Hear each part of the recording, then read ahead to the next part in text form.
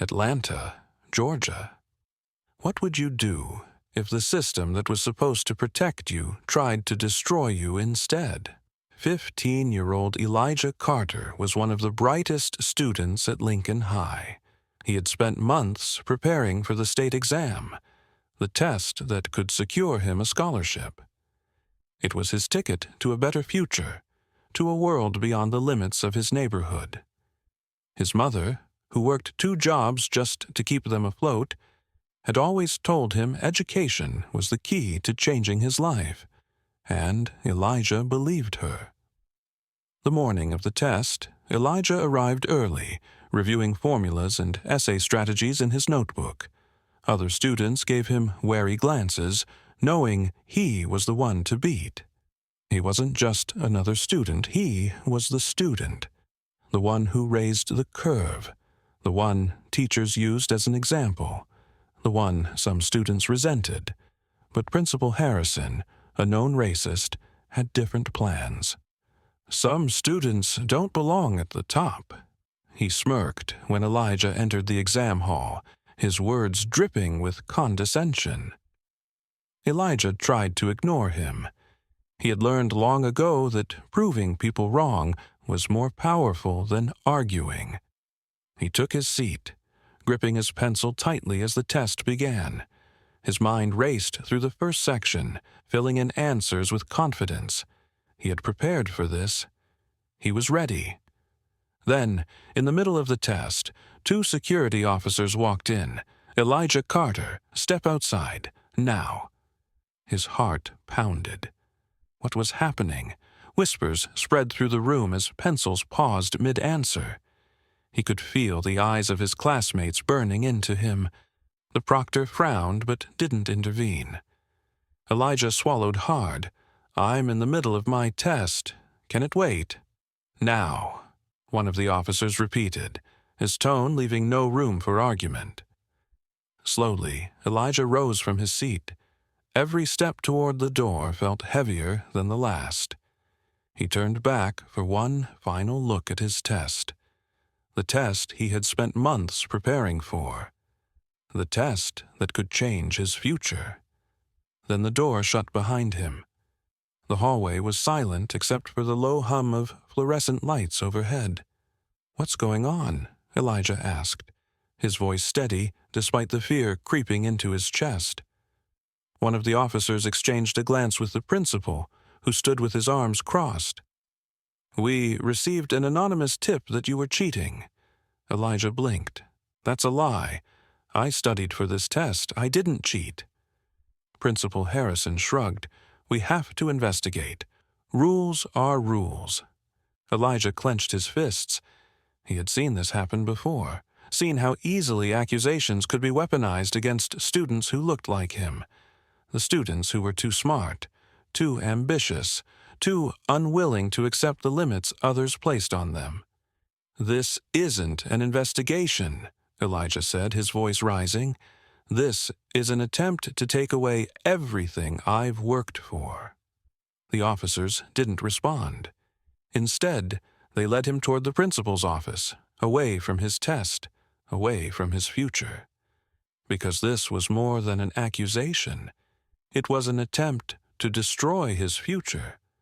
The moment Elijah realized he was being framed, the one time Elijah tried to prove himself, everything changed. "We received a report that you were cheating," the officer said. Elijah's jaw dropped. "That's a lie. I studied for months." Principal Harrison folded his arms.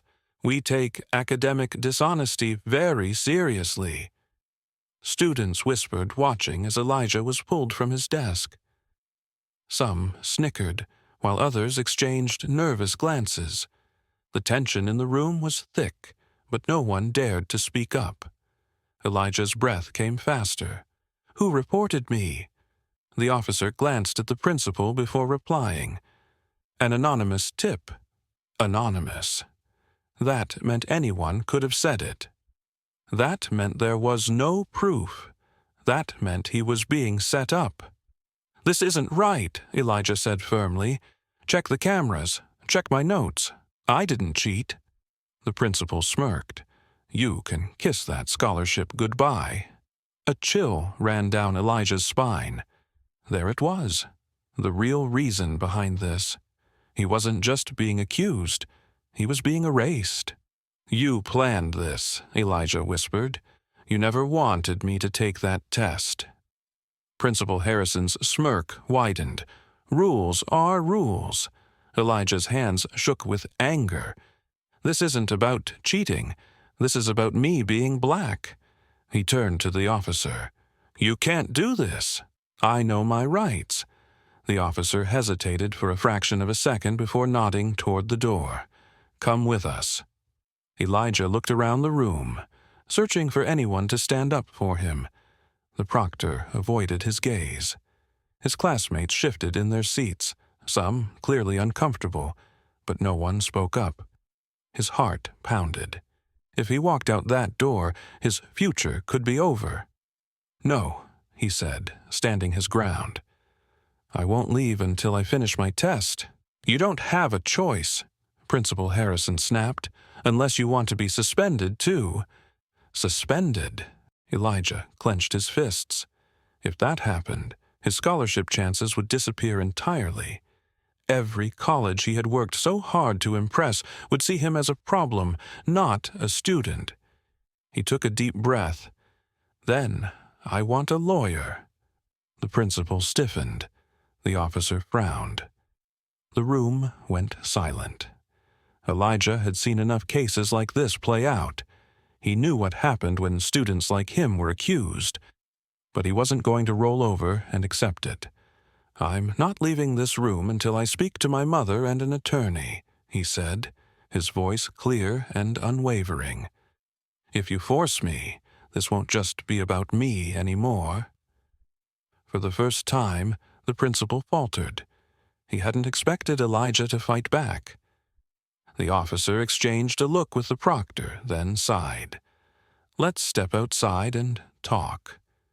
Elijah knew he had bought himself time, but the battle wasn't over. Not by a long shot. Elijah wasn't just fighting for his grade. He was fighting for his dignity. The moment Elijah realized he was being framed, the one time Elijah tried to prove himself, everything changed.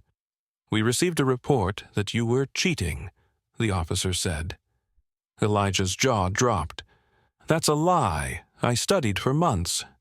Principal Harrison folded his arms. "We take academic dishonesty very seriously." Students whispered, watching as Elijah was pulled from his desk.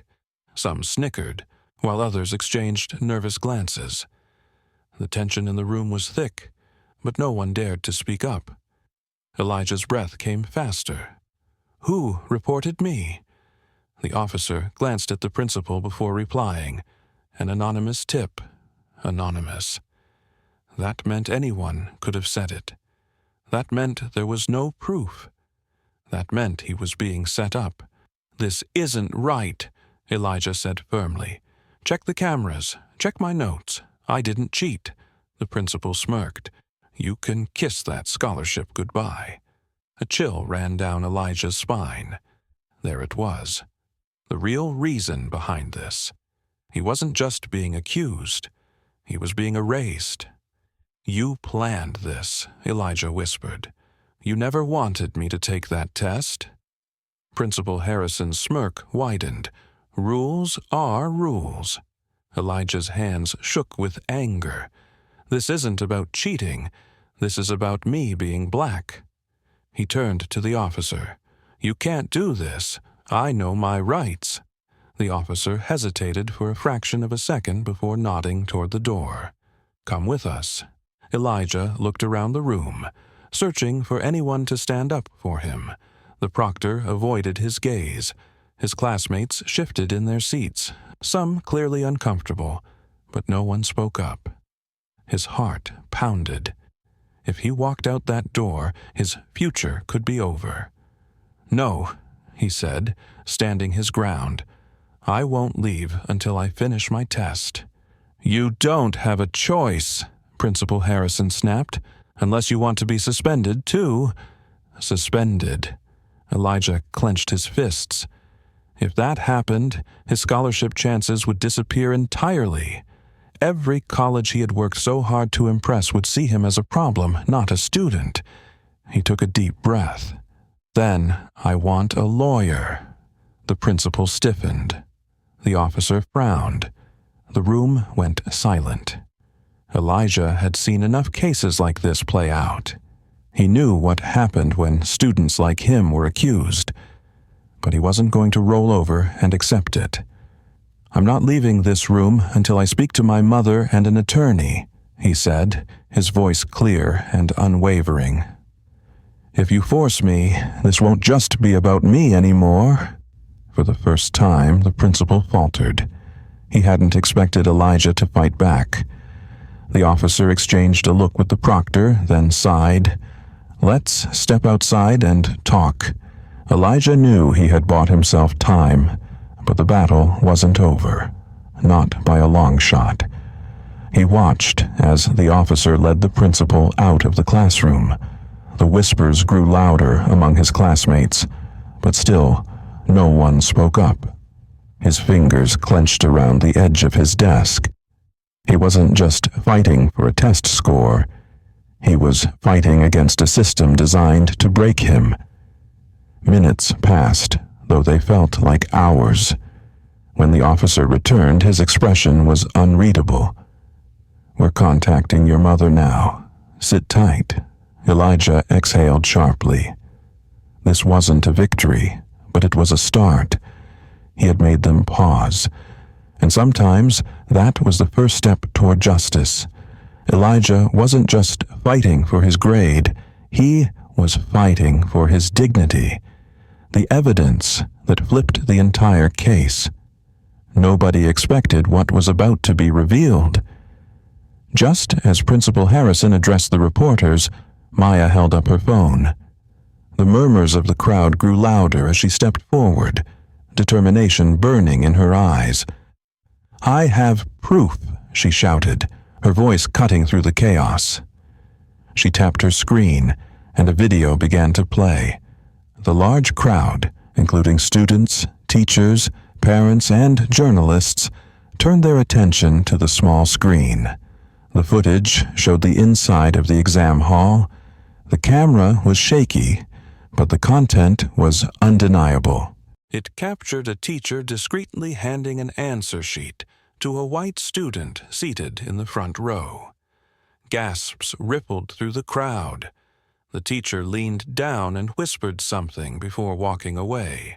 Principal Harrison could be seen strolling by moments later, glancing at the student, yet he said nothing. He kept walking as if he hadn't noticed. But minutes later, the video showed something else. It showed the exact moment Harrison had stepped back inside the room, his eyes locked onto Elijah. He didn't hesitate. He didn't look around to verify anything. He went straight to the security officers and gave the order to remove Elijah from the test. The crowd reacted instantly.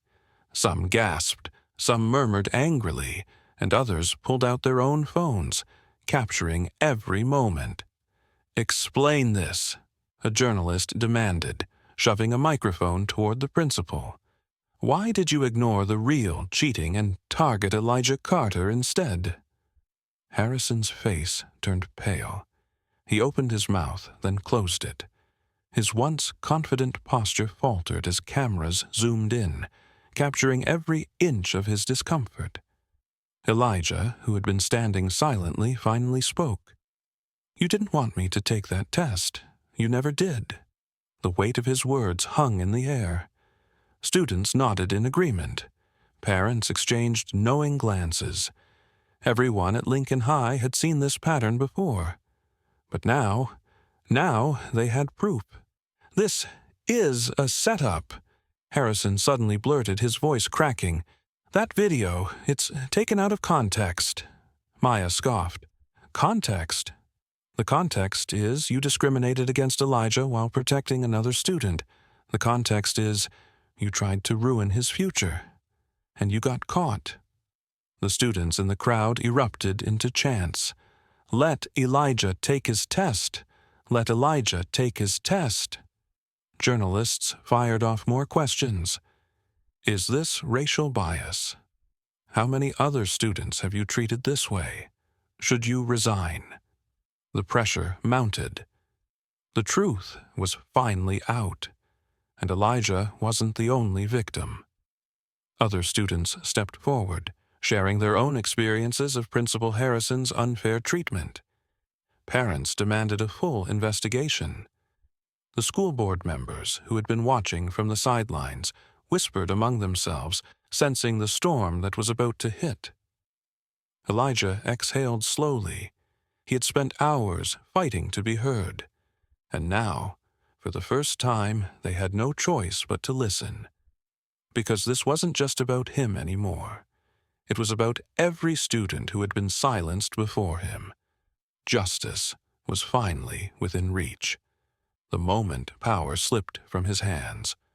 One mistake, one recording, and an entire career collapsing. The school board launched an emergency investigation. The evidence was overwhelming, and the outrage from parents and students only grew stronger. Meetings were held behind closed doors, but the decision was clear. Harrison could no longer represent Lincoln High. Parents flooded the district with calls. "Fire him now," they demanded. Their voices rang through the school board office. Emails poured in, and social media exploded with hashtags calling for his resignation. The pressure was relentless, and the school district had no choice but to act swiftly. Reporters dug into Harrison's past. What they found sent shockwaves through the community. He had a history of targeting black students, suspensions, expulsions, and denied opportunities, all under the guise of discipline. Case after case surfaced, each story worse than the last. Former students came forward, sharing their experiences of being unfairly punished, labeled troublemakers, and stripped of their potential. The next morning, the school held an assembly. The entire student body gathered in the auditorium, whispering among themselves, waiting for an announcement that would change the future of their school. The superintendent stepped onto the stage, adjusting the microphone. He cleared his throat before speaking. Effective immediately, Principal Harrison is terminated. For a moment, there was silence. Then the room erupted in cheers. Students clapped, some even stood, and a wave of relief swept over the school. Teachers exchanged glances, some nodding in quiet agreement. Justice, it seemed, had finally been served. Elijah sat in the crowd, his hands gripping the sides of his chair. The breath he had been holding finally escaped his lips. He had fought so hard, endured humiliation, and refused to be silenced. And now, the man who tried to ruin him was gone. But the superintendent wasn't finished. "And as for Elijah Carter," he continued, "his test will be reinstated. He will be given the opportunity he rightfully earned." A second wave of applause filled the auditorium. Students turned to Elijah, patting him on the back, smiling at him with something new, respect. Outside, the media waited. Cameras flashed as students poured out of the building, reporters eager to get their reactions. Some students held up signs that read, "Justice for Elijah," and "End discrimination in schools." Elijah stood at the steps of the school, Maya by his side. "You did it," she whispered, nudging him. He shook his head. "We did it." Justice had been served. But Elijah knew the fight wasn't over. There were more students like him, students who had been silenced, students who never got their second chance. And now, it was his turn to stand up for them, fighting for a future where no student is left behind. One act of courage changed everything. With the world watching, Elijah spoke at a press conference. The cameras flashed, reporters leaned in, and students across the country listened closely. His voice was steady, but the weight of his words carried generations of struggle and resilience. This wasn't just about me. This was about all Black students. This was about fairness, about opportunity, about making sure that no student has to fight this battle alone again. The crowd erupted into applause, but Elijah wasn't done. He looked at the school officials, his eyes unwavering. If we don't change the system, then how many more students will be wrongfully accused? How many more will have their futures stolen? This ends today. The pressure was undeniable. The district had no choice but to respond. That evening, they announced sweeping changes to their policies. New anti-discrimination policies were put in place. A formal review board was created to ensure all disciplinary actions would be based on evidence, not bias. The standardized testing process would be revised to prevent targeted accusations against students of color. Every student deserves a fair chance, the superintendent admitted at a televised meeting. We failed Elijah Carter, but we will not fail the students who come after him. Elijah's scholarship reinstated. The school board personally delivered the letter to his home, along with a formal apology. But the victory wasn't just his. It belonged to the entire student body, to the parents who had marched for justice, and to every young person who had ever been told they didn't belong. The movement that had started with a single student had grown into something bigger. It had sparked conversations in schools across the country. Other districts began reviewing their policies, ensuring they were fair and unbiased. National education leaders took notice, discussing the need for more protections against racial discrimination in schools. Elijah didn't just win his battle, he changed the future for thousands of students. As he stood outside the school, watching students walk freely through the doors, he felt something new: hope. Because sometimes speaking up isn't just about today, it's about the future, a moment that shook the education system. A hero deserves more than just a thank you. Weeks later, Elijah received his test results. He had aced the exam. The weight of the past few months lifted off his shoulders as he stared at the score. It was the validation he had fought so hard for, proof that he had earned his success on his own merits, despite the obstacles thrown in his path. A top university reached out, offering him a full ride. The email sat in his inbox, the words almost unreal. We have followed your story and believe that you exemplify resilience, leadership, and integrity. We would be honored to have you join our institution. Elijah reread the message 3 times before showing it to his mother. Tears welled up in her eyes as she pulled him into a tight embrace. You did it, baby. They tried to take this from you, but look at you now. As he packed his bags for college, Maya nudged him. You ready? He grinned. I was born ready. His story spread nationwide, inspiring other students to stand up for their rights. Schools across the country took notice, implementing stricter anti-discrimination policies. Students began speaking up about their own experiences, demanding accountability from administrators who had long ignored their concerns. Parents held town hall meetings, pressing for reforms in their local school districts. Journalists covered similar cases that had previously been brushed under the rug. The pressure mounted, and real change began to take shape. Elijah received letters from students he had never met. Because of you, I'm not afraid to stand up anymore, one read. Another said, I thought I had to stay quiet, but you showed me that my voice matters. Meanwhile, Principal Harrison? He faded into obscurity. With mounting evidence of past misconduct, he was barred from working in education again. His name became a cautionary tale, a reminder of what happens when those in power abuse their authority. Elijah, however, was just getting started. As he settled into college, he found himself drawn to student activism. He joined organizations focused on education reform, determined to ensure that no other student would have to endure what he had. During a campus event, a professor approached him.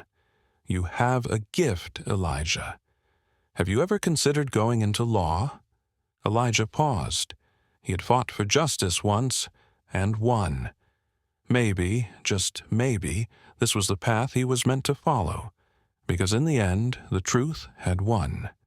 Elijah had won his battle that day, but in the end, he had rewritten the future of education. What lessons can we learn from Elijah's story?